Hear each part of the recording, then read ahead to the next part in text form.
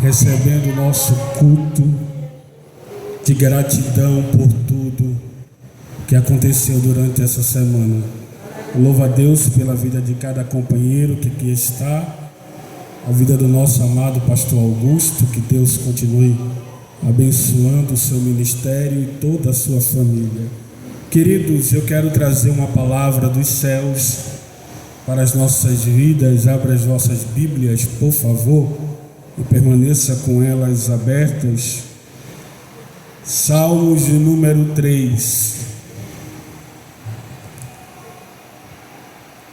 A Igreja do Senhor é uma instituição criada pelo próprio Deus,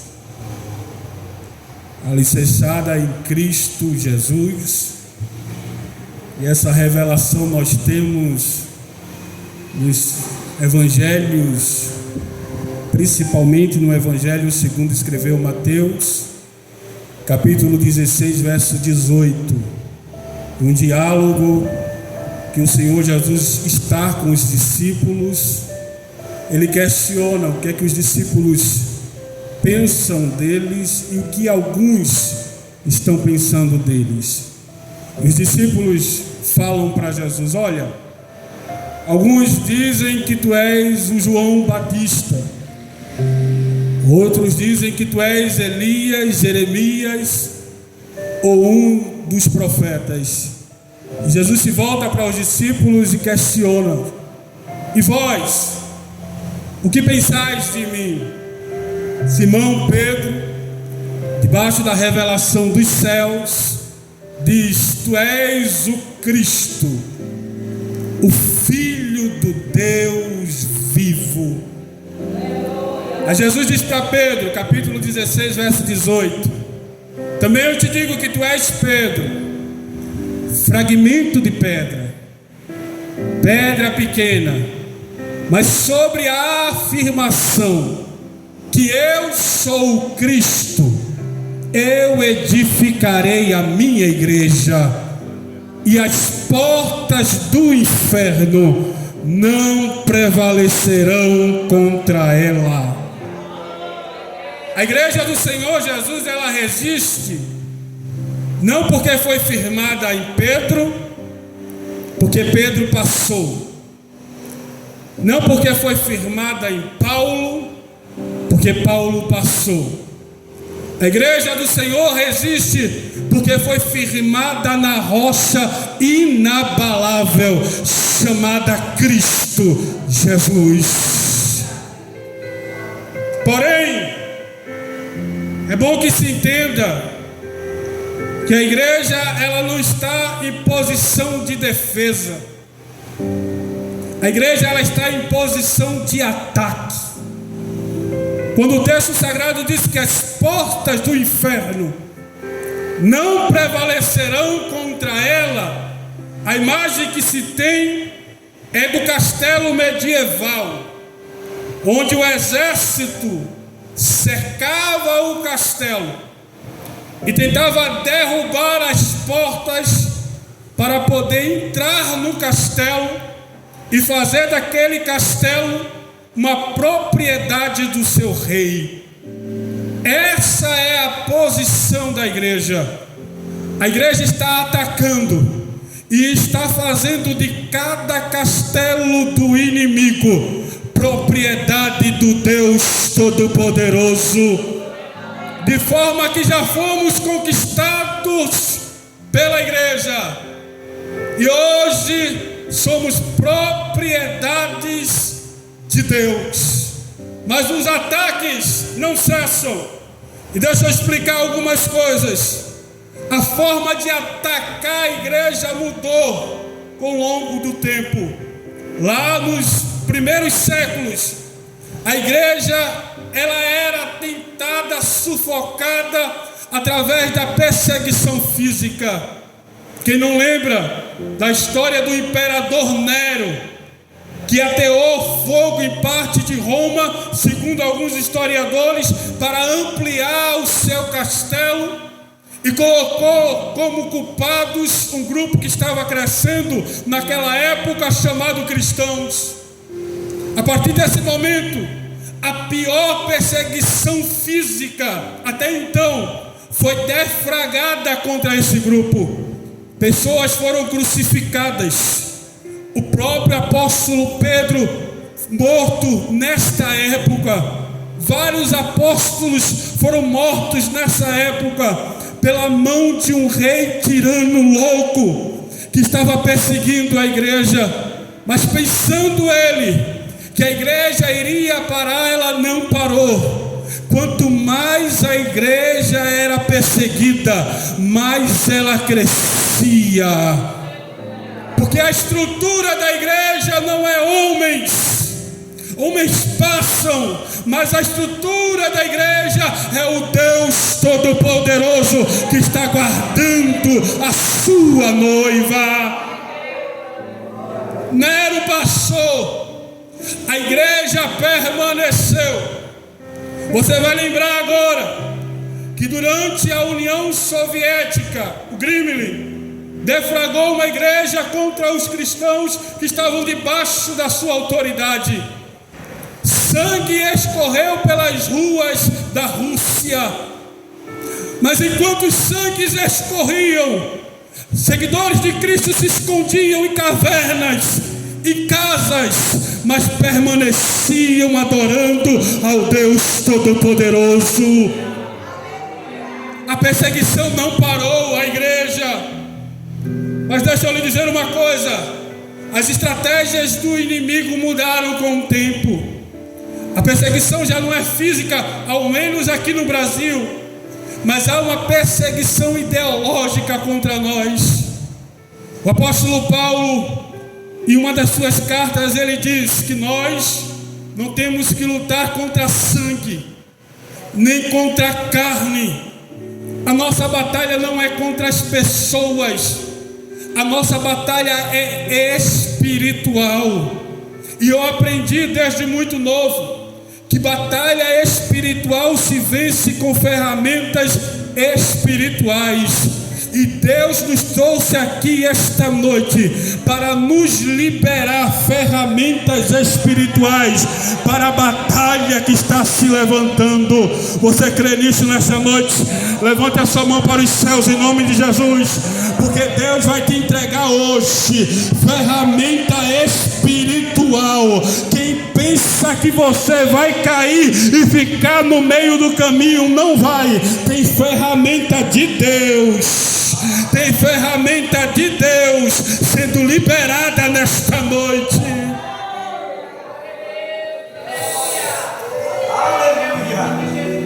Batalhas espirituais são vencidas por estratégias e ferramentas espirituais. Quando nós analisamos toda a Bíblia Sagrada, nós percebemos que na sua maior parte é o homem que fala com Deus. No livro dos Salmos, isso inverte, porque na maior parte do livro dos Salmos é o homem que está falando com Deus, e não Deus que está falando com o homem. É por isso que a linguagem dos Salmos é a linguagem da alma.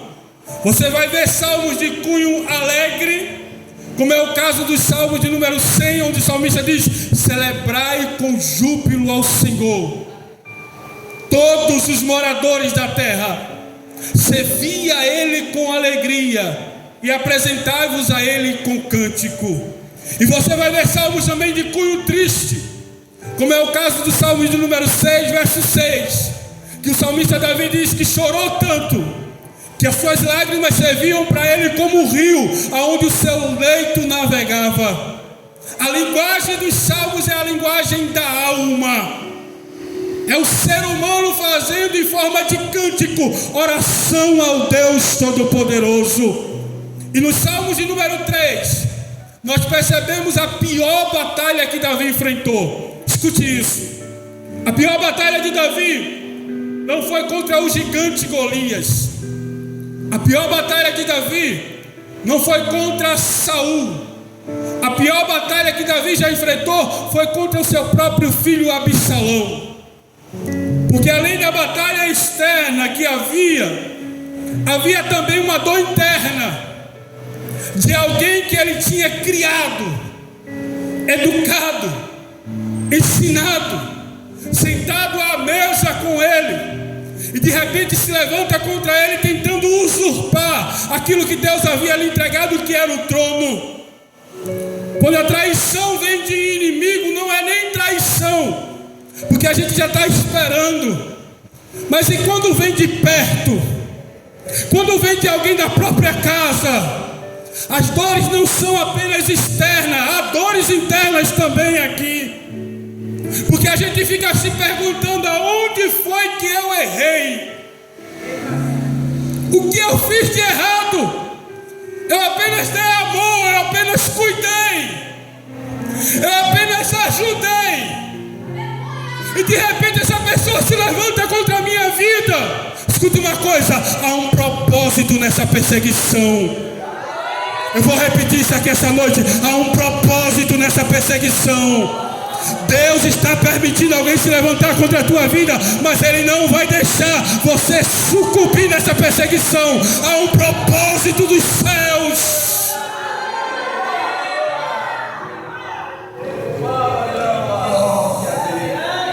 Escute isso.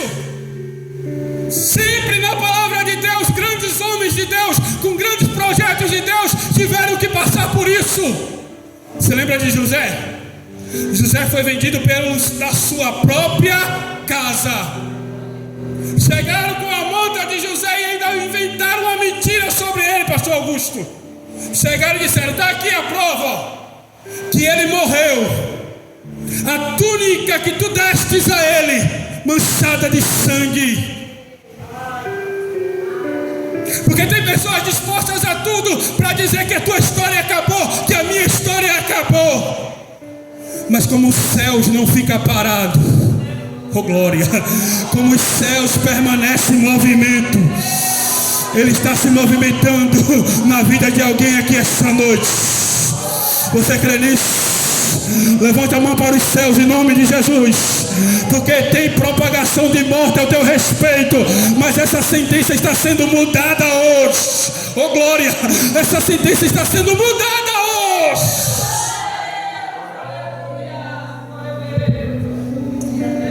O tempo passa, a história se desenrola, há uma fome sobre a terra. Sabe, os irmãos de José precisam agora descer para o Egito, porque só no Egito tem pão. Deixa eu lhe dizer uma coisa: Deus vai fazer uma reviravolta nessa história, mas não é para você se vingar, não. Tem hinos aí que é de vingança e eu não concordo com isso. Deus vai fazer uma reviravolta nessa história, sabe para quê? Para você dar pão a quem te perseguiu. Oh glória, você vai dizer: senta aí, se alimenta com pão. Sabe por quê? Havia um projeto de Deus dentro disso. Está preparado para isso? Está preparado para isso essa noite? Porque quando os irmãos de José chegam para ele, José olha e diz: não se preocupe, porque tudo que vocês prepararam contra mim, Deus teceu, como o tecelão faz. Oh glória, Deus teceu em bênção. Era vocês preparando para dar errado e Deus projetando para dar certo. Oh glória, você crê nesta palavra em nome de Jesus? Pega na mão de alguém e libera esta palavra. Não se preocupa, o que estão preparando para dar errado na tua vida, o tecelão está trabalhando nesta noite. E o tecelão está trabalhando nesta noite e vai dar certo. Adore, adore a Deus. Adore a Deus essa noite. Adore. A perseguição nos coloca em lugar estratégico.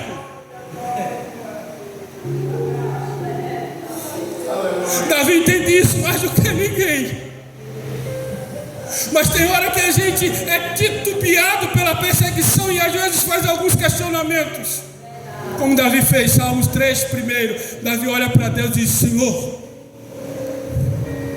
como se tem multiplicado os meus adversários.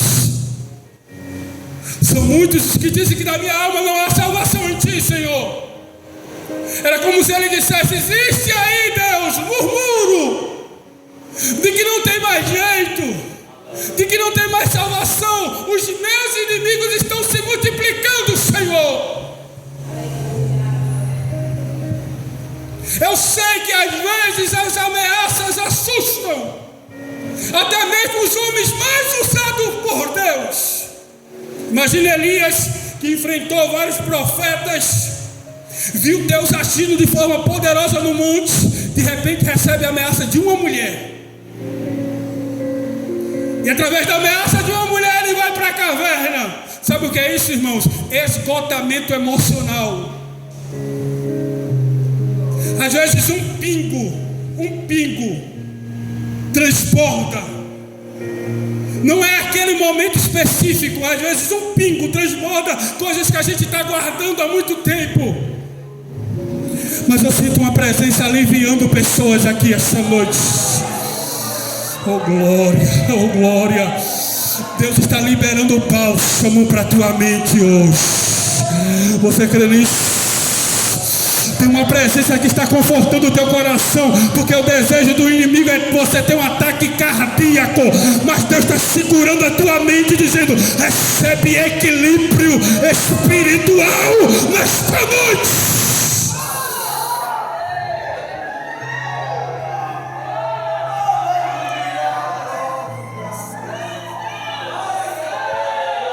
Eu sou Deus que cuida da tua mente, cuida do teu corpo, porque ainda tem muito fruto para você dar na minha obra.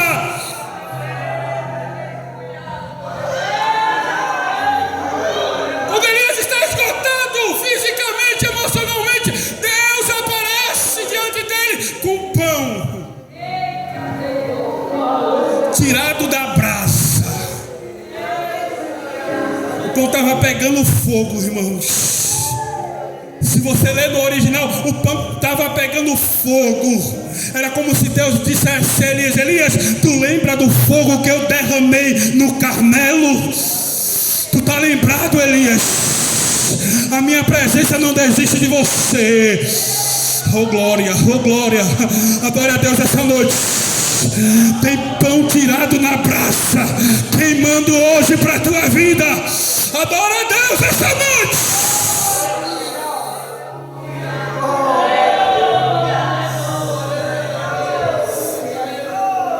Davi percebe que está se multiplicando os adversários e que as afrontas está difícil de suportar. E ele revela para nós a primeira ferramenta que a igreja do Senhor ela precisa usar em tempo de perseguição, de luta. Ele olha para Deus, Salmos 3:3. Mas tu, Senhor, és um escudo que me protege. A certeza da presença de Deus que está nos protegendo de toda a afronta do inimigo é a certeza que nós iremos permanecer vivos diante de toda a luta e dor que estamos enfrentando. E Deus muitas vezes se revelou como escudo nas Sagradas Escrituras. Você vai lembrar Gênesis capítulo 15. Abraão está dentro da tenda, está construindo um projeto de vida fora da promessa de Deus, porque ele já está titubeando na promessa. E ele começa a ver as possibilidades. E ele olha para Eliezer, o mordomo, e diz: vai ser Eliezer o meu sucessor. É como se dissesse: eu já estou velho, Sara já é estéril, está velha, então não tem como Deus arquitetar aquela promessa que ele fez, que eu iria ser pai de uma multidão. Aí Deus se revela a Abraão naquela noite. Diz: Abraão, capítulo 15 do livro de Gênesis: eu sou o teu escudo, Abraão. É como se Deus dissesse: a minha palavra ela não cai por terra. O que que eu te prometi, eu protejo, eu guardo. Você crê nisso nessa noite? Que é uma palavra liberada para a tua vida, que o inimigo está tentando quebrar, mas eu vim aqui essa noite para lhe dizer: Deus está te cercando da direita, está te cercando da esquerda. Você ainda está vivo porque você tem que ver a palavra se cumprir. Tem alguém olhando dizendo: não vai dar mais, mas Deus me trouxe aqui para lhe dizer: é eu que te guardo, é eu que te protejo.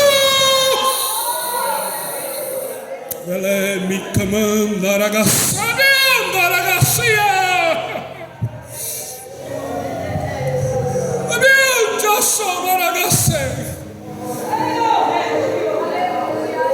eu lembro quando eu tinha 13 anos de idade, meu presbítero bispo. Deus já havia me feito promessa que eu iria ministrar a palavra de Deus por muito tempo. Meu sonho era ser músico, igual a Dário. Bom assim. Só que eu tentei aprender a tocar todo tipo de instrumento e não consegui nada. Teclado, bateria, contrabaixo, nada.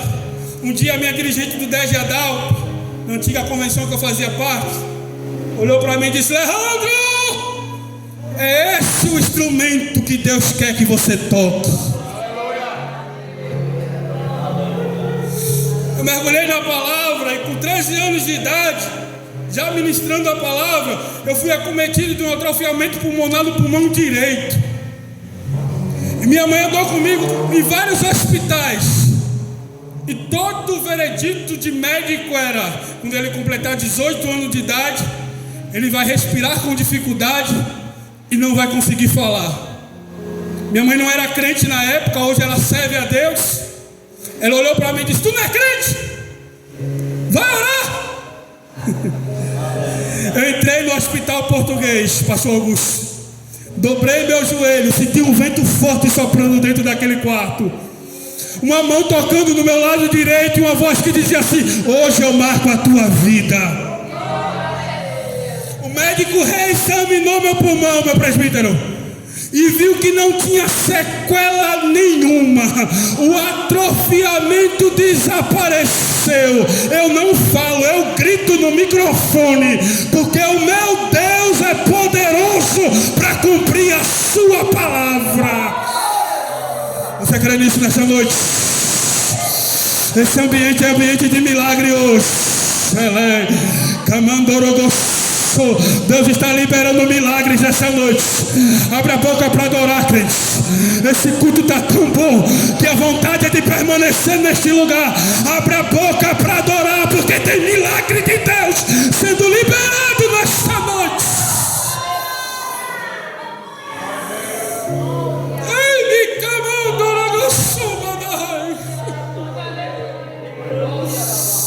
O nosso Deus é o Deus que cumpre a promessa.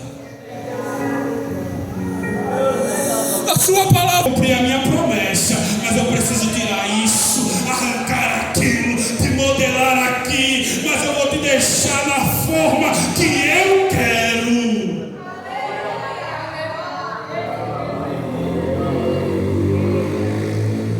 Mas tu, Senhor, és um escudo para mim.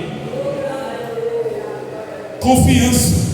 Repita comigo: a primeira, mais forte, é a primeira ferramenta é confiança. Ao verso 4.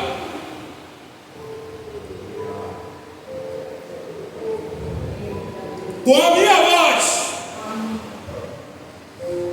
eu clamei ao Senhor, Ele ouviu-me desde o seu santo monte.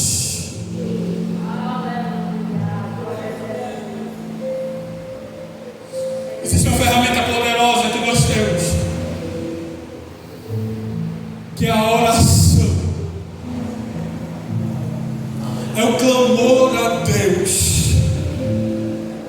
Deixa eu lhe falar uma coisa: Deus está nos ouvindo. Quando a gente está em comunhão com Ele, não tem barreiras, não tem a lei da gravidade.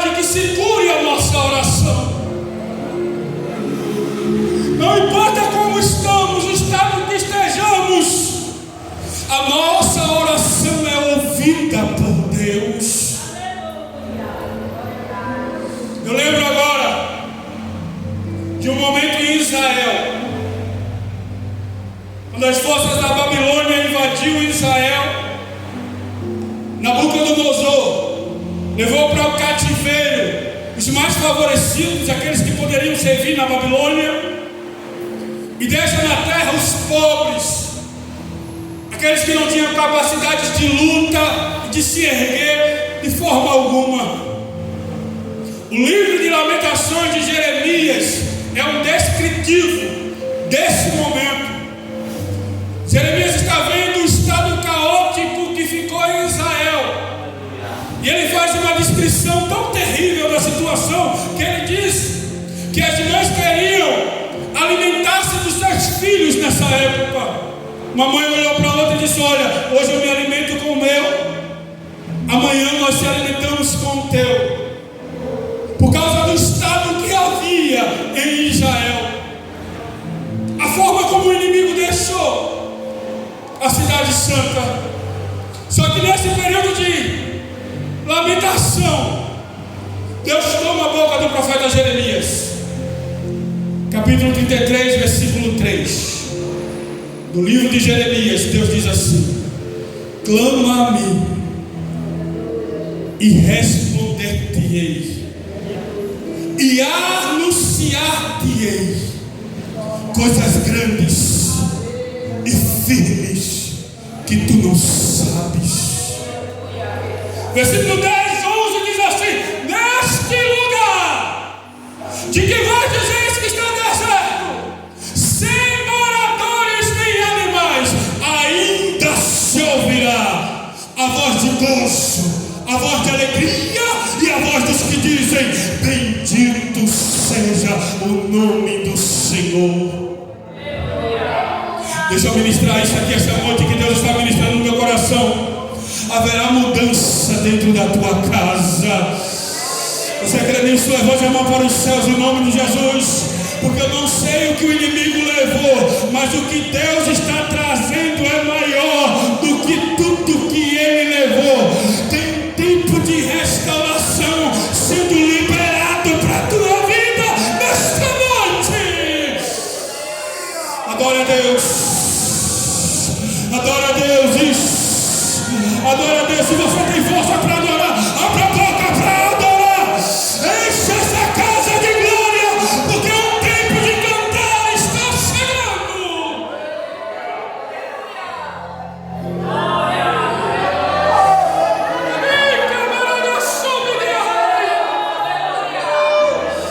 Aí tem gente que me pergunta, meus companheiros, por que você prega tanto sobre o tempo de cantar? É porque se a gente não cantar aqui, a gente vai cantar lá. Mas cantar a gente vai. Lá todas as lágrimas serão enxugadas. Não haverá mais dor nem doença. Esse corpo ignominioso será transformado num corpo semelhante ao de Cristo. Quem tem essa esperança aqui essa noite? Quem tem essa esperança aqui essa noite?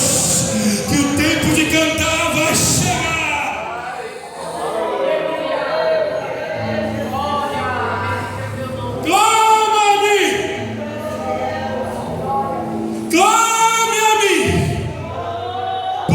Resposta para você. Tem gente que chegou aqui essa noite talvez como Ana, no templo, angustiada, as palavras nem fluíam, ao ponto de alguém olhar e dizer: está embriagada. Uma hora dessa. Mas enquanto ela estava mexendo os lábios lá, os céus estavam interpretando o que Ana queria. Tem dores que você não pode gritar, oh glória. Tem angústias que você não pode contar nem para quem divide a sua cama com você. Mas Deus está interpretando essa dor. Tem resposta sendo liberada hoje. Oh glória, tem resposta sendo liberada hoje. Isso, igreja, abre a boca para adorar. O projeto era de ver calado, mas enche essa casa de glória nesta noite. Segunda ferramenta, a ferramenta do clamor. Fale comigo, a ferramenta do clamor. Terceira, Davi diz: eu me deitei e dormi, acordei, porque o Senhor me sustentou. Glória a Deus. Alexandre o Grande, um dos grandes reis da Pérsia, que conquistou todo mundo conhecido, um dia recebeu uma ameaça de morte de um dos seus soldados. E diante da ameaça de morte que Alexandre o Grande recebeu, ele não conseguiu dormir. Davi está vendo o seu filho, o maior exército que ele já viu, cercando o palácio, e está dizendo: eu me deitei e dormi. Oh glória. Alexandre o Grande poderia ter uma fortaleza, generais bem treinados, soldados leais, mas ele não tinha o que eu e você tem, que é a presença do general de guerra, que nunca perdeu uma batalha. Está sentindo a presença dele aqui essa noite? Ele está diante de ti, pode descansar nessa noite. Pega na mão do teu irmão e diz para ele nessa noite: descansa, pode dormir, não interessa a ameaça de morte que liberaram, dorme, porque quem está de frente da tua casa hoje é o general de guerra, dizendo: aqui você não toca, aqui você não mexe, aqui é propriedade minha.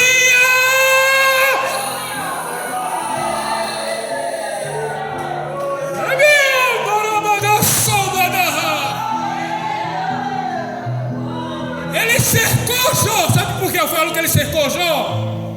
Porque quando o inimigo apareceu lá diante de Deus, a primeira pergunta que Deus fez foi: tem visto o meu servo Jó? Porque Deus sabia que ele estava de olho em Jó. Ele cerca, mas tocar ele não pode. Ele só toca se os céus permitir. Oh glória. O inimigo tem sede das nossas almas, mas há uma presença que está nos cercando da direita, da esquerda. Quem está vivo aqui essa noite por essa presença, irmãos? Quem está? Quantos projetos de morte, quantos livramentos vistos e não vistos, e Deus dizendo: eu te guardo, não te assombre, eu sou o teu Deus.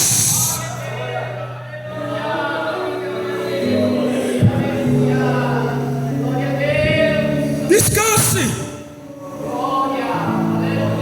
Independente da ameaça de morte, independente do exército que está cercando, descanse. Atos dos Apóstolos, capítulo 12. Herodes está deflagrando uma perseguição aos cristãos, e ele prende os principais líderes, Tiago e Pedro. Tiago é decapitado. Herodes olha para Pedro e se prepara, porque o próximo será você. Irmãos, só dorme com a ameaça de morte quem confia na palavra de Deus. Eu quero ministrar porque Deus está movendo isso no meu coração, e eu segurei até agora, irmãos. Mas eu vou ministrar porque é algo que vai ter testemunho, pastor Augusto. Deus está livrando pessoas de remédio aqui essa noite.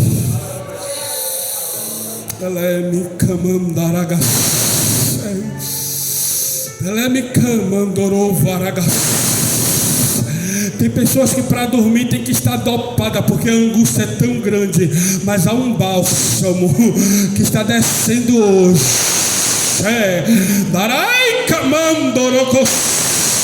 Está dizendo: recebe paz. Recebe paz na alma. Eu sou tranquilidade na tua mente hoje.